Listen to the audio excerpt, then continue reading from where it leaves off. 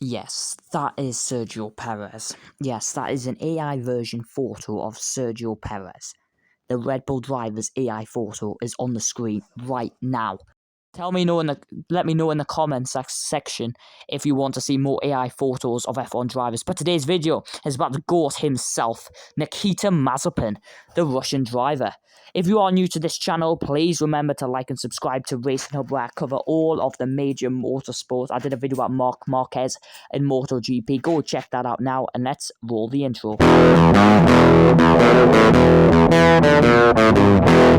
So where do we start with this treasured story? Nikita Mazepin started Formula 1 in 2021 for the Haas F1 team, teammates with Mick Schumacher, who was heavily touted as a driver who could eventually go to Ferrari and do what his father had done and win the World Championship. So, teammates with the world's greatest driver, that was going to be a very hard task. And Nikita Mazepin had done pretty well, and when I say pretty well, he'd finished 5th in the 2020 Formula 2 campaign, a championship which, incidentally, Mick Schumacher had won in equal machinery.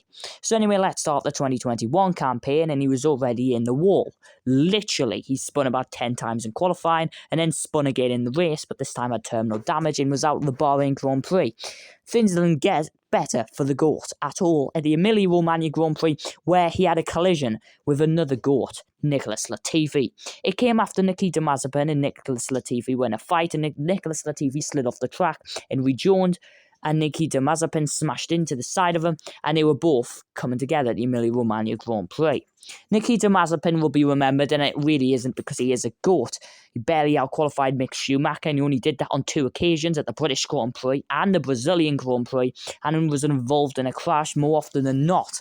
However, the treasured story of Nikita Mazepin doesn't end here, as he then had loads of coming together with Mick Schumacher, including at the Italian Grand Prix, the Portugal, and it just goes on and on and on. The thing is, during the 2021 campaign, Nikita Mazepin believed Mick Schumacher had preferable treatment over him at the Haas F1 team. So, armed with that information and with a new car, whatever it was back in 2021, he then thought he would be able to beat Mick Schumacher. Except, he didn't.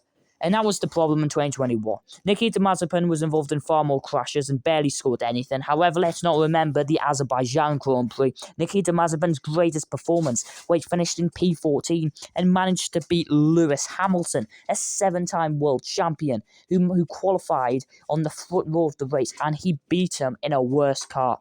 Of course, we don't need to mention the fact that Hamilton did lock up at the restart and fell to last, but, he still beat him anyway.